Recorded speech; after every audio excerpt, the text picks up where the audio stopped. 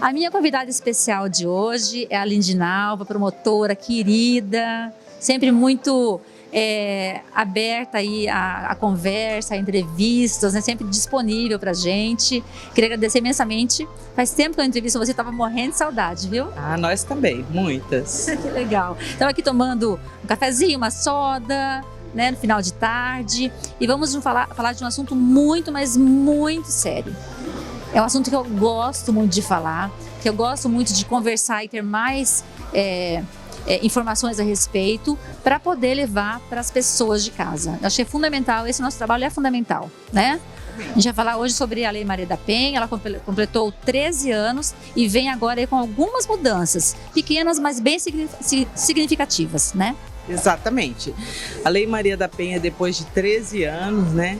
É bom informar aos telespectadores que Cuiabá foi o primeiro município do Brasil a aplicar a Lei Maria da Penha, né? Então nós fomos pioneiros nessa área e agora tivemos aí o aniversário de 13 anos da lei. Muita coisa mudou. A violência doméstica, ela é algo muito recorrente. Muitas pessoas falam, mas e aí a violência tem aumentado? Ela não tem, na verdade, nem aumentado nem diminuído. A violência doméstica, ela ganhou visibilidade depois da lei. A violência mas aos olhos das pessoas que estão em casa, né, das notícias que a gente vê, enfim, é que a violência aumentou, né? 10 vezes mais, enfim. E aí a gente agora começa a perceber que não é bem assim, né? Quer dizer, se escondia muito, as mulheres não falavam, enfim. Não se falava no assunto, a violência doméstica era tido como algo privado, a mulher era sacrificada para salvar a relação afetiva, para salvar a harmonia familiar. Esses casos eram tidos como de menor potencial ofensivo e a dignidade dessas vítimas era trocada por cesta básica no juizado especial. Então, na verdade, esses crimes, ninguém tomava conhecimento deles. Após a promulgação da Lei Maria da Penha, o que ganhou, na verdade, foi visibilidade, todos os casos de violência doméstica. Muita gente não sabe que a Maria da Penha, ela foi uma vítima, né? Exatamente, Maria da Penha Maia Fernandes foi uma vítima de um caso que não houve julgamento no tempo adequado pela justiça brasileira e o Brasil acabou sendo condenado nas cortes internacionais por esse caso de omissão. E a partir de então houve, por conta de uma luta histórica, uma vez que o Brasil foi o 16º país da América Latina a ter uma lei especial de proteção à mulher. Então, os movimentos se organizaram, o parlamento entendeu adequado e aí, a partir de então, nós tivemos a Lei Maria da Penha. Muita coisa mudou, né? Muita coisa mudou. E eu posso dizer, porque eu fui a primeira promotora a aplicar a Lei Maria da Penha no país, então eu estou aqui nessa área já há 13 anos. No início, Gisele, eram muito diferentes os casos. Os processos eram extremamente sangrentos, havia muitas lesões corporais graves, o que hoje quase não existe mais, e as mulheres demoravam muito para denunciar.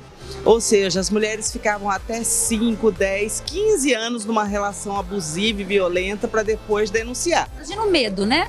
Imagina o medo. Exatamente, parecia que elas não tinham a quem recorrer, não acreditavam no sistema de justiça e realmente não faziam as denúncias. Hoje é bastante diferente, as mulheres denunciam a partir da primeira ameaça, a partir da primeira lesão, então os casos ganham imensa visibilidade. Mas o que continua acontecendo, infelizmente, desde o início dos tempos e ainda nos dias atuais, é o assassinato dessas mulheres por questões de possessividade, de gênero, de violência doméstica, que são os casos que nós chamamos de feminicídio. Sim. Esses feminicídios, eles continuam acontecendo. Infelizmente, o jovem hoje continua matando as mulheres, as suas companheiras e ex-companheiras, igual os homens do passado matavam também as suas mulheres e ex-mulheres. É horrível falar sobre isso, né? É um assunto bem pesado, mas que é super necessário. A gente falava aqui antes da entrevista que a mulher, quando o homem diz que vai matá-la, né? Ela não acredita. né? Muitas delas não acreditam, tipo, mas o pai dos meus filhos não vai fazer isso, o meu marido não vai fazer isso. Tá falando porque tá com raiva, porque é um momento que tá estressado, esse momento aqui, né, quente aqui da discussão. Muitas delas acham que isso não vai acontecer. Exatamente, acontece exatamente isso que você falou. A mulher em situação de vulnerabilidade, ela nunca acha que ela vai ser vítima realmente daquele feminicídio. Por isso elas são presas fáceis, porque quase a totalidade desses crimes acontecem dentro de casa e as mulheres são assassinadas com o que tiver perto. Então não é uma questão assim, vamos tirar as armas de fogo que as mulheres vão estar protegidas, não. Tem a faca, aí tem o martelo, aí tem a tesoura. Exatamente, as mulheres são assassinadas com fio de telefone, com fio de televisão, com almofadas, travesseiros, a chutes e pontapés. O homem sempre se prevalecendo da sua situação de maior força física. Então, por conta disso, as mulheres que estão em situação de risco e vulnerabilidade, quando elas entendem que elas realmente não estão, elas são presas fáceis na mão desses homens. Bom, teve uma mudança, a gente falou pequena, mas super significativa na lei. Eu queria que você explicasse, então, o que mudou? Ao longo desses anos, nós tivemos algumas mudanças ao longo desses 13 anos. Eu posso citar de forma exemplificativa o crime de tortura praticado em situação de violência doméstica. Antigamente, o homem que ele ficava, por exemplo, 2, 3 horas maltratando a mulher, batendo nela, torturando mesmo. Não é só a agressão, né? Física. Não, torturando, queimando com ferro, queimando com bituca de cigarro. Nós temos, assim, situações das mais terríveis que não passam a não ser uma simples lesão, mas se configuram casos de tortura, que hoje estão na legislação previstos, né? Temos também o crime de feminicídio, que antes eram tidos como homicídio qualificado, hoje são crimes próprios de feminicídio. Foi também as alterações trazidas depois da CPMI da violência doméstica do Congresso Nacional. E recentemente nós tivemos outras mudanças bastante significativas, como o aumento da pena nos casos do homem tornar a vítima com alguma deficiência física, né? Tornar ela de alguma forma atrapalhar a sua mobilidade física ou mental, ou já dificultar ou piorar ainda mais um quadro de deficiência que já existia. Nesses casos, os crimes são qualificados e aumenta-se a pena desse agressor. Uma outra mudança na lei foi também tratar os crimes de desobediência como crimes, porque antes o homem não cumpria a medida protetiva, ele era decretada a sua prisão, mas aquilo não era tido como um novo crime, porque os tribunais superiores entendiam que o que pior poderia acontecer com esse homem é ele ser preso e não responder a um outro crime. Isso mudou também a legislação e hoje o homem é preso, mas também responde por um crime novo quando ele descumpre as medidas de proteção. Recentemente, no aniversário da Lei Maria da Penha, tivemos uma outra alteração, que é justamente como medida protetiva, quando o homem tem um porte de arma, por exemplo, se suspender esse porte de arma para se colocar essa vítima em maior proteção.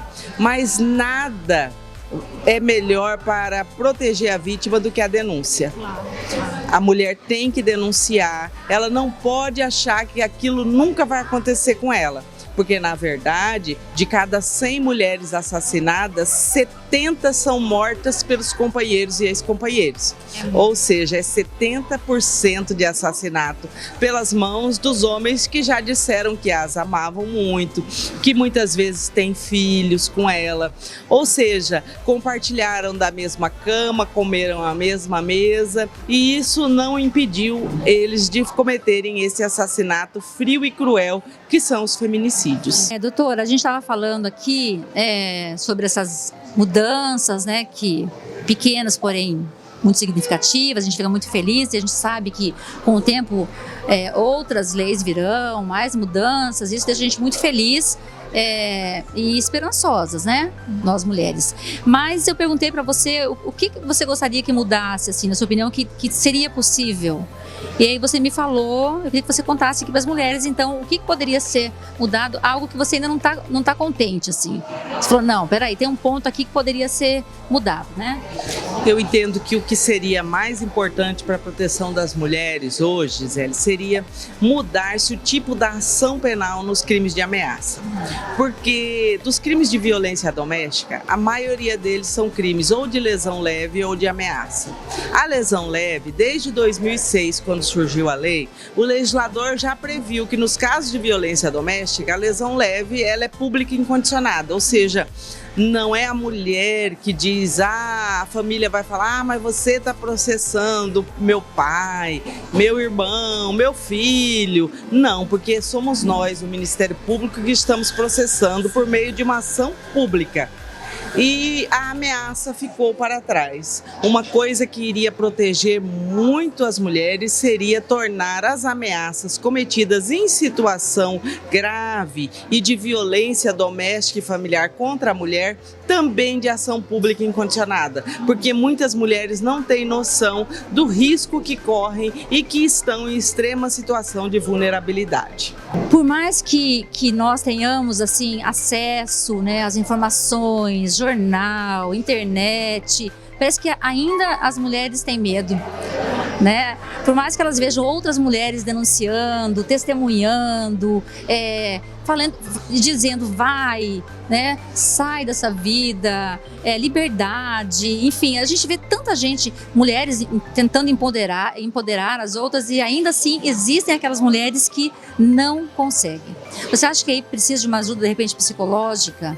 Porque essa família, a família dessa vítima, ela não está ajudando, né? Ou a vítima não está contando, né, também. Olha, existe um problema social.